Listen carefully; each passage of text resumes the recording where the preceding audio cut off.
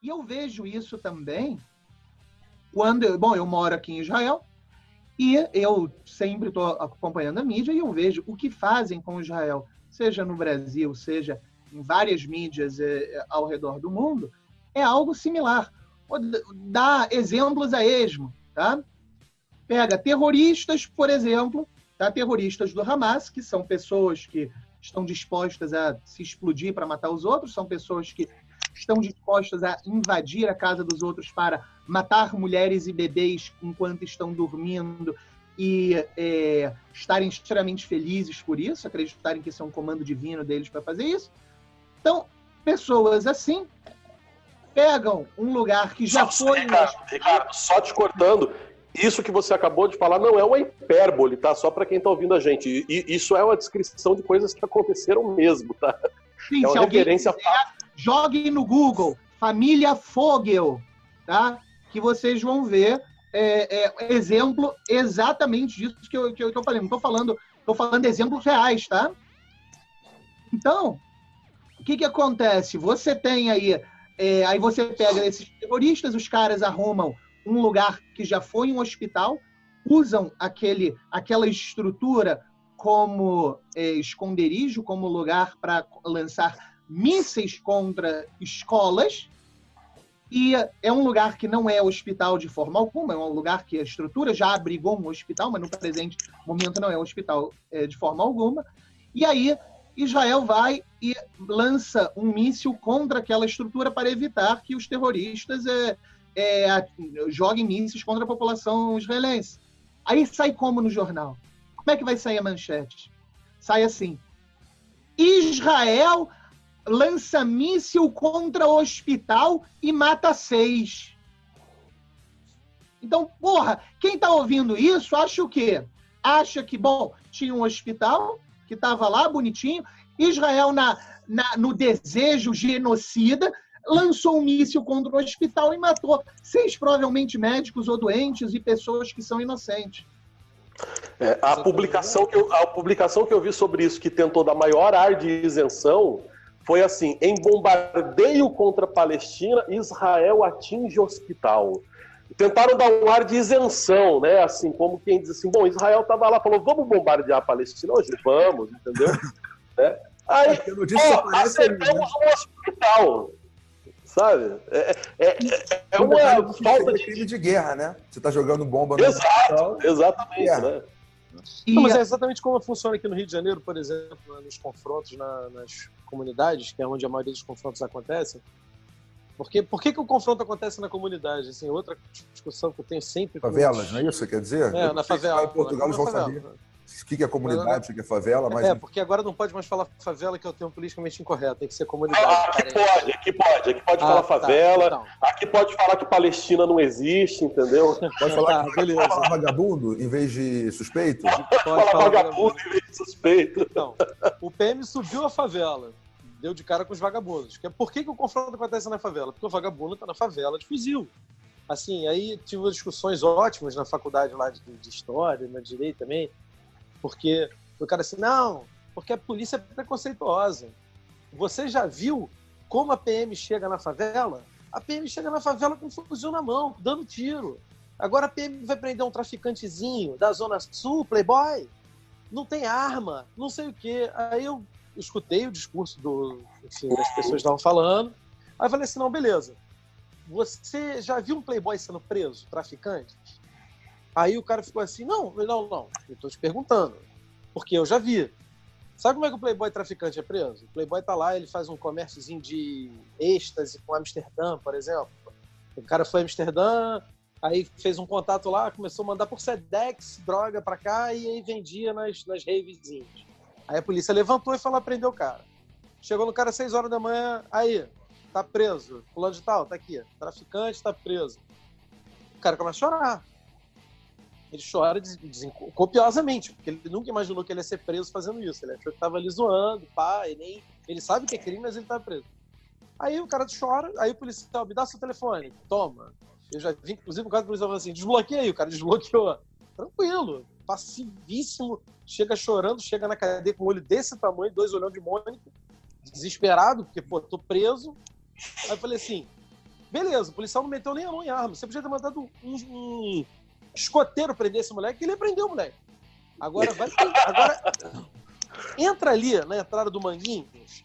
Quando você ali, entre o Manguinhos e o Jacaré, que ali tem uma faixa de gás, perto da cidade da polícia, aí quando você chega ali na rua da Feira do Jacaré, você dobra a direita com a viatura.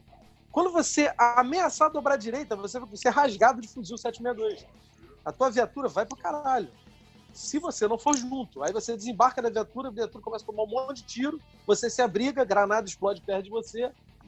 Aí como é que você vai prender esse cara? Você tem que dar tiro, porra. Você tem que entrar de fuzil. O problema do policial que entra na favela com fuzil dando tiro não é porque ele não gosta de preto, pobre, favelado. É porque o cara que tá lá tá dando tiro nele de fuzil, pô. Não, isso entendeu? Se o cara estivesse na favela sem nenhuma arma, pô, vou prender ali um estica. O cara não tem arma, não tem nada. Eu sei que não tá. E o polícia meteu a mão na arma. Não, e era ele faz assim, igual um filme americano, só encosta assim na arma, assim, ó. Aí, pá, perdeu, vem. Era assim há 40, 50 anos atrás. Era assim. Os policiais com quem eu trabalhei, eles falavam, você chegava no pé da favela, no pé do morro, e falava, olha, vim prender fulano. Descia o cara pra você prender, você não precisava nem entrar. Ia com 38. A polícia precisou comprar mais armamento mais pesado por causa da criminalidade. E as pessoas falam assim, mas isso aí é a sua história, é a sua narrativa. De que você entra na favela e toma tiro. Só joga aí no Google. Turista entra em rua errada e é morto. Tem um monte. Mais um monte de turista morto por culpa de GPS. Um monte. O cara entrou na rua errada, na mesma hora o tiro come e o cara morre. Um monte de história dessa. Mas quando é a polícia que entra, ela entra atirando. O bandido, na verdade, só revidou. Olha, é tão louco que o turista fez o quê também? Entrou dando tiro de fuzil. A justificativa é ótima do bandido. Achei que fosse a polícia. Mas isso que você fala, mas olha só, eu aposto com você que se você tiver numa discussão, o sujeito levanta esse argumento e fala assim, não que a polícia não tem necessidade de fazer isso, não precisa, fala muito bem. Então vamos fazer o seguinte, vamos colocar você num carro de policial, você vai chegar no carro da polícia com a bandeira branca assim pelo lado de fora. Entendeu? Vamos ver se eles não vão atirar. E o cara fala, não, eu não vou fazer isso porque aí o bandido vai achar que eu sou policial e vai atirar em mim. Ou seja, a pessoa que já fala isso já acha que é justificado. É justificável. O bandido pode atirar no policial. Exatamente. Porque aí volta essa questão da igualdade, uma igualdade que é totalmente falsa, ela é forjada pela própria mídia, mas ela está no imaginário de muita gente. Do mesmo modo. Esse assunto que o Jorge acabou de falar, sobre a questão do porquê a polícia precisa usar força e tudo mais e tal, eu ia jogar essa bola, ele leu o pensamento, falou antes, porque para a gente falar um pouco sobre fazer esse vídeo, eu estava lendo esse livro aqui, vou até deixar aqui na tela, que é o Nadando Contra a Corrente, do meu querido amigo Bernardo Guimarães Ribeiro. O livro é da editora Armada, vocês podem comprar direto pelo site. A gente não está ganhando nada não, tá? É só porque foi realmente material de pesquisa. O capítulo 4 aqui do livro, o Bernardo fala justamente sobre isso, sobre essa questão da diferença, do porquê que a polícia precisa usar armas e tudo mais. Só que o que é interessante é que ao longo desse capítulo que ele fala sobre a polícia, ele coloca uns outros dados que seriam legais também a gente falar aqui, que é, por exemplo, a ideia de que a polícia... a ideia do genocídio racial da polícia, né? E aí ele traz uns números legais aqui, que é o seguinte, enquanto fala-se sobre, enfim, que a polícia pratica um genocídio no Brasil ou no Rio, de qualquer maneira, ele traz um dado aqui legal, né? A média de homicídios no Brasil são de 40, no Rio de Janeiro, são de 40 pessoas para cada 100 mil habitantes. E a média de mortes dentro da polícia são de 249 pessoas, né, 249 policiais mortos para cada 100 mil policiais. Ou seja, mais de 6 vezes. Mais de 6 vezes. E aí o outro argumento que vem é que existe o preconceito racial da polícia, né, que a polícia prende pretos e pobres no Brasil. E, bom, o Bernardo, que escreveu esse livro, é da Bahia. Na Bahia, a quantidade de negros e pardos é quase que a totalidade do contingente policial. No Brasil, a média fica na casa dos 74%, 75%, que é mais ou menos a proporção da população brasileira de negros e pardos, né? Agora, existe uma malandragem muito grande dentro desses dados, que é o pardo, né? O pardo é a malandragem da estatística, né? Porque estatística é igual biquíni, né? Mostra tudo menos o que interessa. Né? Então, é o seguinte, eu trabalhei, por exemplo, na Secretaria de Saúde do Estado de Rondônia, e eu trabalhei no setor de estatística do Hospital Regional de Cacoal. E o pardo, ele funciona assim na estatística. Quando é para afirmar algo em relação a preconceitos, a mortes, né? Quantidade de mortes pela polícia, quantidade de coisas desse gênero, o sujeito, assim, com o cabelo enrolado, assim, igual o meu, negros e pardos, entendeu? Isso, cara, é assim, você é branco, loiro, do olho azul, entendeu? Tua mãe é a Xuxa, o teu pai é o Tafarel? Não. Então você é pardo, cara. Todo mundo vira pardo nessa brincadeira, sabe? Se você não for, é pardo, todo mundo é negro e pardo. Agora, quando a estatística por exemplo, para falar sobre classe social, nós vamos pegar aqui o pessoal vamos falar sobre renda, por exemplo, sobre distribuição de renda dentro das estatísticas dos usuários do SUS, por exemplo. Aí, boa parte daquele pessoal que para um grupo, para uma secretaria, para uma determinada diretoria do SUS, seria considerado como pardo, vira branco, exatamente. Então, assim, se você não for o Martinho da Vila, você é branco, cara. Todo mundo vira branco nessa isso parada. Aí é o transracialismo institucional. Olha só. Exatamente. Isso é exatamente. Torture os números, eles dirão o que você quiser ouvir, né? Mas então, assim, existe uma bobagem tremenda, né, dentro dessa ideia de que a polícia é racista, quando você traz números. Não, mas 75% das pessoas que a polícia matou aqui foram negros e pardos. Joia, amigão, 75% da população brasileira é de negros e pardos. E nesse mesmo... É que nem no Rio de Janeiro falar que existe uma discriminação dos policiais contra torcedores do Flamengo. Todo...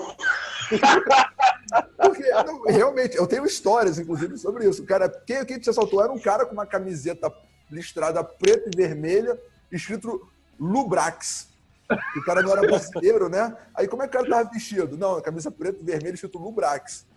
Assim, mas, né? Vou procurar um flamenguista para prender. Exatamente. Igual eu tava conversando uma vez com um amigo meu que é policial, ele falando assim, aí o cara passou assim a descrição do sujeito. Sujeito de altura mediana, pardo, de camisa e bermuda. Aí ele falou, porra, 90% da população masculina do país, caralho. Entendeu? Não, fora que os caras vêm com as loucuras, tipo assim, tem até um colega que falou isso uma vez, assim, não, pô, o cara, não, mataram, tá vendo? Mataram mais um negro. Caralho, eu entrei, o cara tava me dando tiro de fuzil. Aí eu atirei nele e ele caiu. Aí chegou lá, o cara era negro. Quer que eu faça o quê? Que eu pinte ele de branco, porra? O cara que tava tentando matar era negro, porra. Eu matei ele, caralho. Não, você atirou nele porque ele era negro. O fuzil, inclusive, né? E esse caso agora dos 80 tiros do exército lá, que tá todo mundo... Se fosse um cara branco de fuzil, você ia lá e dava uma cesta de doces pra ele. Não, essa situação agora que o exército matou um cara que tava fazendo um carro, era uma família, não era um bandido, eles se confundiram. Aí os caras, não, porque mataram, porque o cara era negro. Porra, o carro era infilmado, não tinha como você saber quem estava dentro. Até porque se o exército tivesse visto que era uma família, não teria atirado. Os caras confundiam com os bandidos. Então, assim, o cara podia ser o Tafarel dentro do carro e ia morrer de qualquer forma. Os caras confundiram o carro. Então, Não, assim, isso mas aí aí a narrativa vira o seguinte, matou porque era negro. Não matou porque era negro, matou porque ele confundiu o carro. Se a família fosse uma família de noruegueses, ia morrer de qualquer forma. Ia morrer de qualquer jeito. O que as pessoas precisam perceber, na verdade, é que assim, existe uma tentativa clara, premeditada mesmo pela narrativa da academia e da mídia de segregar realmente a população em grupos, né? Negros, pardos, brancos, pobres, ricos, né? E utilizar esses grupos como ferramenta dos seus discursos conforme convém, né? Então, se naquele momento ali o cara morreu e o cara era negro, tipo, olha que maravilha, sorte pra gente. Agora, a narrativa vai ser essa. É a mesma coisa em relação aos índices de violência com homossexuais, por exemplo. Os caras vão lá e pegam assim, não sei quantas vítimas de violência deram entrada no SUS esse ano e essas pessoas eram homossexuais. É uma coisa que você olha assim na estatística e fala, porra, existe realmente, né, uma cultura no Brasil de você sair por aí espancando pessoas porque elas são homossexuais. O que a estatística só não fala é que geralmente, isso a gente trabalhava no SUS e a gente via, boa parte dos homossexuais que davam entrada nos hospitais públicos vítimas de agressão, ou eram travestis que eram agredidos pelos próprios travestis por disputa de ponto de prostituição, ou são homossexuais vítimas de violência doméstica pelos próprios parceiros. E geralmente o índice de violência doméstica dentro de homossexuais que vivem juntos na mesma casa, né, é muito maior do que o índice de violência doméstica entre casais, entendeu? Entre um homem e uma mulher e tal. Quem quiser achar ruim xingar no comentário pode xingar. Eu não uso o termo casal homossexual porque é analfabetismo isso. Casal é um par de homem e mulher, entendeu? Então, enfim, quando eu estou falando casal é um homem e uma mulher. O índice de violência entre casais ele é muito menor que o índice de violência entre homossexuais que moram juntos. Isso a gente que trabalha, quem trabalhou no SUS, quem sabe disso, só que é o seguinte... Não só não existe intenção em divulgar isso, como realmente essas estatísticas não podem sair. Existe uma política de tapar essas estatísticas mesmo. E isso acontece em relação à polícia, acontece em relação a tudo, aonde, quando a estatística desfavorece os grupos que são usados na base da narrativa, né, essas estatísticas não são mais de interesse de ninguém. Cara, aqui no Rio de Janeiro, assim, no Brasil, de uma forma geral, existe um movimento, uma ONG chamada Instituto Sou da Paz. Era a Gabriela Sou da Paz, depois virou Instituto Sou da Paz. E Viva Rio. Esses dois institutos, esses dois ONGs, elas são responsáveis pela maioria dos levantamentos relacionados à estatística de violência policial. Cara, são duas ONGs enganjadas no desarmamento, são duas ONGs enganjadas, de uma forma geral, contra a narrativa do caso do liberalismo. São os caras que são fechados com o PSOL, são fechados com esses institutos de esquerda. Então, assim, você chega... Quando você foi fazer... Cara, eu fui fazer um curso do Senai, da Secretaria Nacional de Segurança, online, na época do governo PT ainda, e estava falando sobre o desarmamento que os caras promovem. E dizendo várias estatísticas, tal, dos homicídios por arma de fogo e tudo mais... Beleza, 10-0. Eu fui olhar quem fez o levantamento. As ONGs a favor do desarmamento. E, cara, qual é a relevância, qual é a realidade que isso pode refletir? Nenhuma. Então os caras veem assim, toda vida é uma vida. Não importa se ela é do bandido, se ela é do policial ou se ela é do cidadão que estava passando para ir comprar pão. Aí eu falei assim, cara, se você for levar nessa forma, não, porque o homicídio por arma de fogo leva em consideração tudo. Qualquer um que morreu. Eu falei, cara, você tá errado.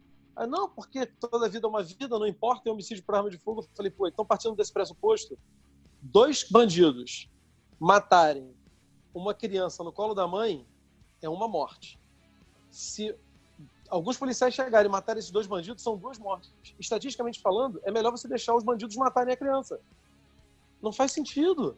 Mas foi justamente isso que a Maria do Rosário defendeu num discurso dela, né, acho que foi no ano passado, se eu não me engano. Se os policiais não tivessem reagido, era uma família menos chorando, não é? Assim, não faz o menor sentido. Não. Aí eles pegam esse número e jogam homicídio por arma de fogo. Tá vendo? Os homicídios por arma de fogo aumentaram. Mas peraí, você não vai diferenciar se morreram os bandidos ou os inocentes? Não. Não, que bandido. Ainda tem uma outra coisa do discurso da mídia que é maneiro, porque assim, policiais, bandidos e inocentes. Assim, é maneiro, no jornal tem isso, assim, morreram no confronto 10 bandidos, 5 policiais e 3 inocentes. O policial não é inocente não, né? O policial faz parte Pois é, aí volta essa questão de querer criar um discurso para colocar o policial e o bandido como se fosse assim, são 2 grupos de equivalência moral e um está contra o outro. Então, e isso daí, olha, juntando até com que o Braz falou, a omissão, relatos, estatística ou realidade que não é relevante, você vê isso também. Aqui em Israel, você vê, por exemplo, tem um atentado terrorista aqui. Então, isso não vira manchete. Muitas vezes você tem atentado terrorista com... Não é só que o cara foi parar, ficou no hospital e 1 ano de recuperação porque tomou, digamos, 8 facadas. Não apenas... E isso daí, via de regra, não sai na mídia fora daqui. Você pega situações onde o sujeito morre, muitas vezes também não sai na mídia. Só quando a coisa começa a ficar numa quantidade muito grande, bom, aí você coloca alguma coisa. E quando coloca, muitas vezes também é assim, conflito com palestino, ou seja, o terrorista já virou... Foi num conflito também, né? Conflito com palestino mata israelense. E aí você vai ter agora o contrário, né? Que o soldado ou algum cidadão conseguiu evitar que um terrorista matasse alguém. Israelense mata palestino, ou alguma variação disso. Isso daí eu vejo de maneira repetida. Não há. Aí você tem, mesma coisa, você tem essa igualdade, Então você tem um que está querendo matar o outro está se defendendo, mas a mídia relata como se fosse simplesmente uma igualdade onde você tem aí casualidades de um lado, casualidade de outro. Então isso daí, obviamente, isso é de uma safadeza, de uma covardia imensa, e isso tem que ser denunciado, e parte do que estamos fazendo... Para que eles fazem isso? Oi? Agora vamos responder o porquê. Porque já vimos que eles usam esse relativismo, né? Isso aí também é uma decorrência do relativismo, né? Você não pode colocar a polícia em superioridade moral com relação aos bandidos, né? Nem os soldados defendendo crianças e cidadãos em superioridade moral aos terroristas, né? Agora, para que isso é feito? Agora, vamos responder essa pergunta. Para que isso é feito? Isso faz parte de um planejamento um pouco maior? Olha, essa é uma pergunta excelente e nós devemos começar um outro bloco com ela. Tá certo? Perfeito. Então tá. Então, bom, aqui, por esse momento aqui, por esse vídeo, a gente pode chegar à seguinte conclusão, que o preconceito, ele, na verdade, vem por parte do discurso da mídia e da academia contra a polícia.